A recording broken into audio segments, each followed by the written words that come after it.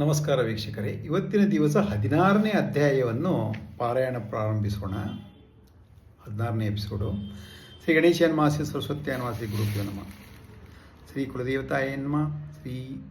ಶ್ರೀಪಾದ ಶ್ರೀವಲ್ಲಭ ಶ್ರೀ ನರಸಿಂಹ ಸರಸ್ವತಿ ದತ್ತಾತ್ರೇಯ ಗುರುಭ್ಯೋ ನಮಃ. ಬಾಲಾರ್ಕ ಪ್ರಭಮೀಂದ್ರ ನೀಲಜಟಿಲಂ ಭಸ್ಮಾಂಗರಾಗೋಜ್ವಲಂ ಶಾಂತಂ ನಾದ ವಿಲೀನ ಚಿತ್ತಪವನಂ ಶಾರ್ದೂಲ ಚರ್ಮಾಂಬರಂ ಬ್ರಹ್ಮಜ್ಞೇ ಸನಕಾದಿಭಿ ಪರಿವೃತಂ ಸಿದ್ಧೈ ಸಮಾರಾಧಿತಂ ದತ್ತಾತ್ರೇಯ ಉಪಾಸ್ಮಹೇ ಹೃದಿಮುದ ಧ್ಯೇಯ ಸದಾ ಯೋಗಿಭಿ. ಈ ಹಿಂದೆ 15ನೇ ಅಧ್ಯಾಯದಲ್ಲಿ ಗುರುಗಳು ವೈದ್ಯನಾಥಲ್ಲೇ ಗುಪ್ತವಾಗಿರ್ತಾರೆ. ಅವರು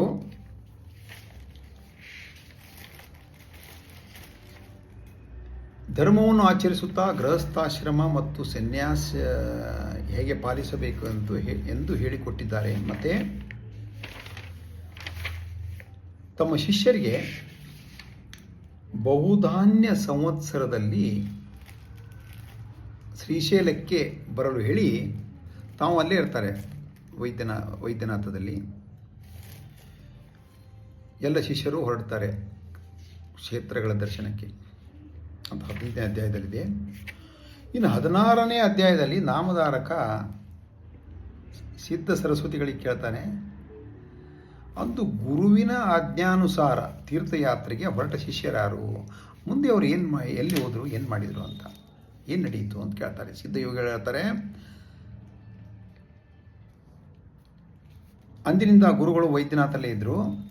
ಒಂದು ದಿನ ಅಲ್ಲಿದ್ದಾಗ ಸಿದ್ಧಯೋಗಿಗಳು ಹೇಳ್ತಾ ಇರ್ತಾರೆ, ಒಬ್ಬ ಬ್ರಾಹ್ಮಣ ಸನ್ಯಾಸಿ ಬಂದು ಗುರುವನ್ನು ಸಾಷ್ಟಾಂಗ ನಮಸ್ಕಾರ ಮಾಡಿ ಕೇಳ್ತಾನೆ, ಗುರುಗಳೇ, ನಾನು ಬಹುಕಾಲ ತಪಸ್ಸು ಮಾಡಿದೆ, ನನಗೆ ಮನಸ್ಸು ಪ್ರಶಾಂತವಾಗ್ತಾ ಇಲ್ಲ, ಅನುಗ್ರಹಿಸಿ, ನನ್ನ ಉಪದೇಶ ಮಾಡಿ ಅಂದಾಗ ಶ್ರೀ ಗುರುಗಳು ಹೇಳ್ತಾರೆ, ನೀನು ಗುರುಗಳನ್ನು ಆಶ್ರಯಿಸದೆ, ಗುರುಗಳನ್ನು ಇರದೇನೆ ತಪಸ್ಸು ಹೇಗೆ ಮಾಡಿದೆ, ಇದು ಮಹಾ ತಪ್ಪು ಅಂತಾರೆ.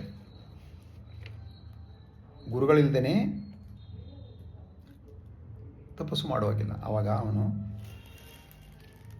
ಹೇಳ್ತಾನೆ, ನಾನು ಒಂದು ಗುರುವನ್ನು ಆಶ್ರಯಿಸಿ ಹೋದೆ, ಅವರು ಯಾವಾಗಲೂ ಬೈತಾ ಇದ್ದರು, ನನಗೆ ಕೋಪ ಮಾಡ್ಕೊಳ್ತಾ ಇದ್ದರು, ಯಾವುದೇ ವೇದಶಾಸ್ತ್ರಗಳನ್ನು ಹೇಳಿಕೊಡಲಿಲ್ಲ ಅಂತ ಹೇಳ್ತಾನೆ ಆ ಬ್ರಾಹ್ಮಣ ಸನ್ಯಾಸಿ.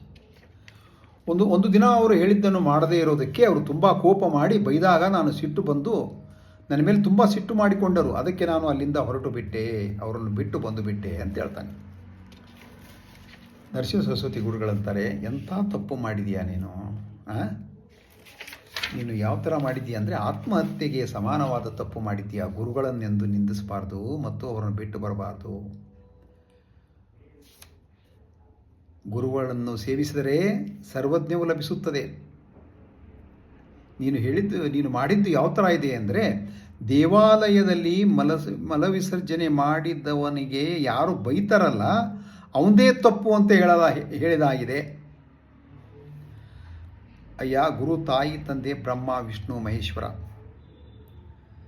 ಹಠ ಹಿಡಿದು ಸೇವೆ ಮಾಡಬೇಕು ಗುರುಗಳದ್ದು.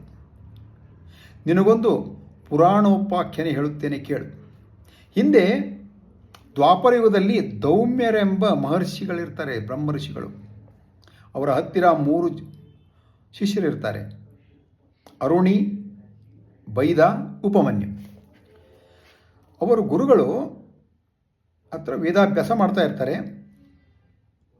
ಗುರುಗಳು ಅವರ ಮನಃಶುದ್ಧಿಗಳನ್ನು ಗುರುತಿಸಿ ಅನುಗ್ರಹಿಸ್ತಾ ಇರ್ತಾರೆ. ಒಂದು ದಿನ ಮೊದಲನೇ ಶಿಷ್ಯನನ್ನು ಕರೆದು, ಅರುಣಿಯನ್ನು, ಹೊಲಕ್ಕೆ ಹೋಗು, ಪೈರಿಗೆ ಅಲ್ಲಿ ಹೊಲದಲ್ಲಿ ನೀರು ಇರದೇ ಇರೋದಕ್ಕೆ ಭತ್ತ ಒಣಗಿ ಹೋಗ್ತಾ ಇದೆ, ನದಿಯಿಂದ ನೀರು ತಂದು ಹಾಕು ಅಂದಾಗ ಅವನು ಹೊಲದ ಹತ್ತಿರ ಇರುವ ಕಾಲುವೆಯನ್ನು ಹೊಲಕ್ಕೆ ಬಿಡ್ತಾ ಹೋಗ್ತಾನೆ. ಕಾಲುವೆಯನ್ನು ಬಿಟ್ಟಾಗ ಒಂದು ತೂತು ಬೀಳುತ್ತೆ, ಅದು ಬೇರೆ ಕಡೆ ಹೋಗ್ತಾ ಇರುತ್ತೆ, ಹೊಲಕ್ಕೆ ನೀರು ಬರ್ತಾ ಇರಲ್ಲ. ಅದಕ್ಕೆ ಆ ತೂತಿಗೆ ಕಲ್ಲು ಮಣ್ಣುಗಳನ್ನಿಟ್ಟರು ನಿಲ್ತಾ ಇರಲ್ಲ, ತನ್ನ ದೇಹವನ್ನೇ ಇಟ್ಟು ಬಿಡ್ತಾನೆ. ಎಷ್ಟೊತ್ತಿನವರೆಗೆ ಅದನ್ನು ತೂತಿನ ಹತ್ರ ತನ್ನ ದೇಹವನ್ನಿಟ್ಟುಕೊಂಡು ಅಲ್ಲೇ ಮಲಗ್ತಾನೆ. ಆವಾಗ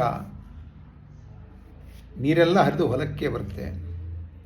ಎಷ್ಟು ಹೊತ್ತಾದರೂ ಬರದೇ ಇರೋದಕ್ಕೆ ಗುರುಗಳು, ದೌಮ್ಯ ಮಹರ್ಷಿಗಳು ಅಲ್ಲಿ ಬಂದು ಹೊಲದಲ್ಲಿ ನೋಡ್ತಾರೆ, ನೀರೆಲ್ಲ ಹೊಲಕ್ಕೆ ನಿಂತುಕೊಂಡಿರುತ್ತೆ.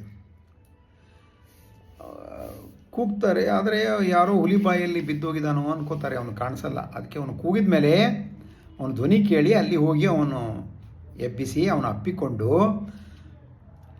ನೀನು ಗುರು ಸೇವೆಗೆ ಮೆಚ್ಚಿದ್ದೇನೆ, ನೀನು ಮನೆಗೆ ಹೋಗಿ ಸರಿಯಾದ ಕನ್ಯೆಯನ್ನು ನೋಡಿ ವಿವಾಹ ಮಾಡಿಕೊಂಡು ಸ್ವಧರ್ಮವನ್ನು ಪಾಲಿಸು ಅಂತ ಕೊಟ್ಟು ಕಳಿಸ್ತಾರೆ. ಇನ್ನು ಎರಡನೇ ಶಿಷ್ಯ ಬೈದ, ಅವನ ಹೆಸರು. ಅವನಿಗೆ ಹೇಳ್ತಾರೆ, ನೋಡು, ಹೊಲಕ್ಕೆ ಹೋಗು, ಪೈರು ಕೊಯ್ಲಿಗೆ ಬಂದಿದೆ, ಅಲ್ಲಿ ಹೋಗಿ ಹೋಗಿ ಅದನ್ನು ಧಾನ್ಯವನ್ನು ತೆಗೆದುಕೊಂಡು ಬಾ ಅಂದಾಗ ಅವನು ದಿನಾಲು ಹೊಲಕ್ಕೆ ಹೋಗಿ ಕಾವಲಿಟ್ಟು, ಆಮೇಲೆ ಒಂದು ದಿನ ಅವನು ಪೈರನ್ನು ಕೊಯ್ದು ಧಾನ್ಯ ರಾಶಿ ಮಾಡಿ ಗುರುಗಳ ಹತ್ರ ಹೇಳ್ತಾನೆ, ಧಾನ್ಯ ರಾಶಿ ಆಗಿದೆ, ಹೊಲದಿಂದ ತರಬೇಕಾಗಿದೆ ಎಂದಾಗ ಗುರುಗಳು ಅವನಿಗೆ ಒಂದು ಗಾಡಿ, ಒಂದು ಎಮ್ಮೆಯನ್ನು ಕೊಡ್ತಾರೆ. ಆ ಒಂದೇ ಎಮ್ಮೆಯನ್ನು ನೊಗಕ್ಕೆ ಕಟ್ಟಿ ಇನ್ನೊಂದು ನೊಗವನ್ನು ತನ್ನ ಭುಜಕ್ಕೆ ಹಿಡಿದು ಭುಜದ ಮೇಲೆ ಇಟ್ಟುಕೊಂಡು ಆ ಗಾಡಿಯಿಂದ ಧಾನ್ಯವನ್ನು ತರುವಾಗ ಆ ಎಮ್ಮೆ ಕೊಚ್ಚೆಗೆ ಸಿಕ್ಕಿಕೊಳ್ಳುತ್ತೆ. ಆವಾಗ ಅವನು ಎರಡೂ ನೊಗಗಳನ್ನು ತಾನೇ ಆ ಎಮ್ಮೆಯನ್ನು ನೊಗದಿಂದ ಬಿಡಿಸಿ ತಾನೊಬ್ಬನೇ ಅದನ್ನು ಎಳೆದು ತರಲು ಪ್ರಯತ್ನಿಸುತ್ತಾನೆ. ಆಗ ಸ್ಪ್ರೇಹ ತಪ್ಪಿ ಬಿದ್ದು ಬಿಡ್ತಾನೆ. ಅಲ್ಲೇ ಎಷ್ಟು ಹೊತ್ತಾದರೂ ಬರದೇ ಇದ್ದರೆ ಗುರುಗಳು ಅಲ್ಲೇ ಬಂದು ಅವನ ಗುರುಭಕ್ತಿಯನ್ನು ನೋಡಿ ಅವನಿಗೆ ಆಶೀರ್ವದಿಸಿ, ನೀನು ವೇದಶಾಸ್ತ್ರಗಳ ಪ್ರಸಿದ್ಧಿನಾಗ್ತೀಯ ಅಂತ ಆಶೀರ್ವಾದ ಮಾಡಿ ಅವನು ಅದೇ ಥರ ಬಂದು ಮುಂದೆ ಗೃಹಸ್ಥಾಶ್ರಮ ಪಾಲಿಸಿ ಜೀವನ ಮಾಡ್ತಾನೆ. ಇನ್ನು ಮೂರನೇ ಅವನ ಹೆಸರು ಉಪಮನ್ಯು. ತುಂಬ ಊಟ ಮಾಡ್ತಿರ್ತಾನೆ, ಜಾಸ್ತಿ ತಿಂತಾ ಇರ್ತಾನೆ, ವಿದ್ಯಾಭ್ಯಾಸದಲ್ಲಿ ಅಷ್ಟು ಆಸಕ್ತಿ ಇರಲ್ಲ. ಅವನಿಗೆ ಹೇಳ್ತಾರೆ, ನೀ ಹಸುಗಳನ್ನು ಕರೆದುಕೊಂಡು ಅರಣ್ಯಕ್ಕೆ ಹೋಗಿ, ಕಾಡಿಗೆ ಹೋಗಿ ಅಲ್ಲಿ ಗೋವುಗಳನ್ನು ಮೇಯಿಸಿ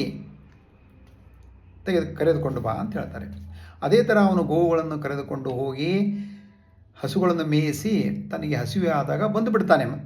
ಆವಾಗ ಗುರುಗಳು ಹೇಳ್ತಾರೆ, ನೀನು ಸೂರ್ಯಾಸ್ತವಾದ ಮೇಲೆ, ಸಂಧ್ಯಾಕಾಲವಾದ ಮೇಲೆ ಬರಬೇಕು, ಇಷ್ಟು ಬೇಗ ಬರಬಾರ್ದು ಅಂತಾರೆ.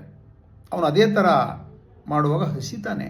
ಆವಾಗ ಹಸುಗಳು ಮೇಯುವಾಗ ತಾನು ಹತ್ತಿರದ ಊರಲ್ಲಿ ಹೋಗಿ ಅಲ್ಲಿ ಭಿಕ್ಷೆ ಎತ್ತಿ ತಿಂತಾ ಇರ್ತಾನೆ. ಅವನ ದೇಹ ಪುಷ್ಟಿಯಾಗಿ ಬೆಳೆಯುತ್ತೆ. ಗುರುಗಳು ಅದನ್ನು ತಿಳಿದು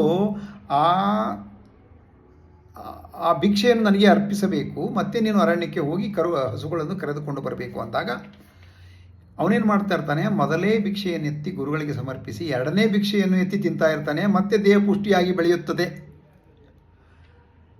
ಅದರ ಕಾರಣನೂ ತಿಳಿದು ಗುರುಗಳೇನು ಹೇಳ್ತಾರೆ, ಎರಡೂ ಭಿಕ್ಷೆಗಳನ್ನು ನನಗೆ ಕೊಟ್ಟು ಸೂರ್ಯಾಸ್ತವಾದ ಮೇಲೆ, ಸಂಧ್ಯಾ ಆದಮೇಲೆ ಮನೆಗೆ ಬರಬೇಕು ಹಸುಕರುಗಳ ಜೊತೆಗೆ ಅಂದಾಗ ಅವನು ಏನು ಮಾಡ್ತಾನೆ, ಕರುಗಳು ಆಕಳ ಹಾಲನ್ನು ಕುಡಿದು ಮಿಕ್ಕಿರುತ್ತಲ್ಲ ಅದನ್ನು ಕುಡಿಯೋಕ್ಕೆ ಶುರು ಮಾಡ್ತಾನೆ. ಅದು ಗುರುಗಳಿಗೆ ಗೊತ್ತಾಗಿ ಅಂತಾರೆ, ನೀನು ಪಶುಗಳ ಎಂಜಲು ಕುಡಿದ್ರೆ ಬುದ್ಧಿಹೀನನಾಗ್ತೀಯ, ಪಶು ಆಗ್ತೀಯ ಅಂತಂದಮೇಲೆ ನೀನು ಕುಡಿಯೋಕೂಡದು ಅಂದಾಗ ಅವ್ರು ಹೇಳಿದಾಗೆ ಪಾಲಿಸಿ ಮರುದಿನ ಎಕ್ಕದ ಗಿಡದ ಹಾಲು ದೊನ್ನೆಯಲ್ಲಿ ತೆಗೆದುಕೊಂಡು ಕುಡಿಯುವಾಗ ಕಣ್ಣಲ್ಲಿ ಬಿದ್ದು ಕಣ್ಣು ಕುರುಡಾಗ್ಬಿಡ್ತಾನೆ. ನಂತರ ಅವನು ಮನೆಗೆ ಬರುವಾಗ ಒಂದು ಬಾವಿಯಲ್ಲಿ ಬೀಳ್ತಾನೆ. ಬಿದ್ದಾಗ ಎಷ್ಟು ಹೊತ್ತಾದರೂ ಬರದೇ ಇರೋದಕ್ಕೆ ಗುರುಗಳಲ್ಲಿ ಹೋಗ್ತಾರೆ. ಅವನು ಕೂಗಿದಾಗ ಬಾವಿಯಿಂದ ಅವನ ಧ್ವನಿ ಬಂದ ಮೇಲೆ ಅವನ ಮೇಲೆ ಕರ್ಕೊಂಡು ಬಂದು ಅವನ ಗುರು ಭಕ್ತಿಗೆ ಮೆಚ್ಚಿ, ನೀನು ಅಶ್ವಿನಿ ದೇವತೆಗಳಿಗೆ ಪ್ರಾರ್ಥಿಸು, ಅವಾಗ ನಿನ್ನ ಕಣ್ಣು ಬರುತ್ತೆ ಅಂದಾಗ ಅವನು ಅಶ್ವಿನಿ ದೇವತೆಗಳ ಮೊರೆ ಹೋಗಿ ಪ್ರಾರ್ಥಿಸ್ತಾನೆ. ಆವಾಗ ಅವನು ಕಣ್ಣುಗಳು ಬರುತ್ತೆ. ನಂತರ ಅವನ ಗುರುಭಕ್ತಿಗೆ ಮೆಚ್ಚಿ ಅವನಿಗೆ ಎಲ್ಲ ವೇದಗಳನ್ನು ಕಲಿಸ್ತಾರೆ ಸ್ವಲ್ಪವೇ ವೇಳೆಯಲ್ಲಿ. ನಂತರ ಅವನನ್ನು ಕೊಟ್ಟು ಕಳಿಸ್ತಾರೆ, ನೀನು ಗೃಹಸ್ಥಾಶ್ರಮ ವಹಿಸಿ ಜೀವನ ಮಾಡು ಅಂತ. ನಂತರ ಗುರುಗಳು ಆ ಬ್ರಾಹ್ಮಣ ಸನ್ಯಾಸಿಗೆ, ನರಸಿಂಹ ಸರಸ್ವತಿಗಳು ಅದಕ್ಕೆ ಹೇಳ್ತಾರೆ ಬ್ರಾಹ್ಮಣ ಸನ್ಯಾಸಿಗೆ, ನೀನು ಮೊದಲಿನ ಗುರುವನ್ನು ಹೋಗಿ ಪೂಜೆ ಮಾಡು, ಸೇವೆ ಮಾಡು ಅಂದಾಗ ಆವಾಗ ನಿನ್ನ ಮನಸ್ಸು ಸ್ಥಿರಪಡುತ್ತೆ ಮತ್ತು ಪ್ರಶಾಂತವಾಗುತ್ತದೆ ಅಂದಾಗ ಅವನಂತಾನೆ, ಗುರುಗಳು ನನ್ನನ್ನು ಅಂಗೀಕರಿಸಲ್ಲ, ನನ್ನನ್ನು ಆಶೀರ್ವದಿಸಲ್ಲ, ಯಾಕಂದರೆ ನಾನು ಎಷ್ಟೋ ದ್ರೋಹಗಳನ್ನು ಮಾಡಿದ್ದೇನೆ ಮತ್ತು ಗುರುದ್ರೋಹ ಮಾಡಿದ್ದೇನೆ ಅಂತಾನೆ ಆ ಬ್ರಾಹ್ಮಣ ಸನ್ಯಾಸಿ. ಇಲ್ಲ, ನೀನು ಹೋಗು, ನಿನಗೆ ಅವರು ಅನುಗ್ರಹಿಸ್ತಾರೆ ಅಂದಾಗ ಅವನು ಗುರುಗಳು ಹೇಳಿದಾಗೆ ಮೊದಲಿನ ಗುರುಗಳಿಗೆ ಹತ್ತಿರ ಬಂದು ಅವರ ಸೇವೆ ಮಾಡಿ, ನಿರಂತರ ಸೇವೆ ಮಾಡಿ ಪ್ರಸನ್ನನಾಗಿ ಗುರುಗಳು ಅವನು ಪ್ರಸನ್ನನಾಗ್ತಾನೆ. ಹಾಗೆ ಮಾಡಿ ಮುಕ್ತಿ ಹೊಂದುತ್ತಾನೆ ಅವನು ಬ್ರಾಹ್ಮಣ ಸನ್ಯಾಸಿ. ಹೀಗೆ ಶ್ರೀ ನರಸಿಂಹ ಸರಸ್ವತಿಗಳು 1 ವರ್ಷ ವೈದ್ಯನಾಥನಲ್ಲಿ ವಾಸ ಮಾಡಿ ದೇಶ ಸಂಚಾರ ಮಾಡುತ್ತಾ ಕೃಷ್ಣಾ ತೀರದಲ್ಲಿ ಬಿಲ್ಲವಟಿ ಗ್ರಾಮದಲ್ಲಿ ಭುವನೇಶ್ವರಿ ಸನ್ನಿಧಿಯನ್ನು ಸೇರಿ ಅಲ್ಲಿ ಕೃಷ್ಣ ವೇಣಿ ಸಂಗಮದಲ್ಲಿ ಪಶ್ಚಿಮ ತೀರದಲ್ಲಿ ಔದುಂಬರ ವೃಕ್ಷದ ಕೆಳಗೆ ಸ್ವಲ್ಪ ಕಾಲ ಗುಪ್ತವಾಗಿ ಇದ್ದರು. ಇಲ್ಲಿಗೆ 16ನೇ ಅಧ್ಯಾಯ ಮುಕ್ತಾಯವಾಗುತ್ತದೆ. ದತ್ತಾಯ ಗುರುವೇ ನಮಃ, ಶ್ರೀಪಾದ ಶ್ರೀವಲ್ಲಭಾಯ ನಮಃ, ಶ್ರೀ ನರಸಿಂಹ ಸರಸ್ವತಿಯಾಯ ನಮಃ. ತಾವು ದಯವಿಟ್ಟು ಯೂಟ್ಯೂಬ್ನಲ್ಲಿ ಸಬ್ಸ್ಕ್ರೈಬ್ ಮಾಡಿ, ಲೈಕ್ ಕೊಡಿ. ಇನ್ನು ಮುಂದಿನ 17ನೇ ಅಧ್ಯಾಯಕ್ಕೆ ಕಾಯಬೇಕಾಗಿ ವಿನಂತಿ.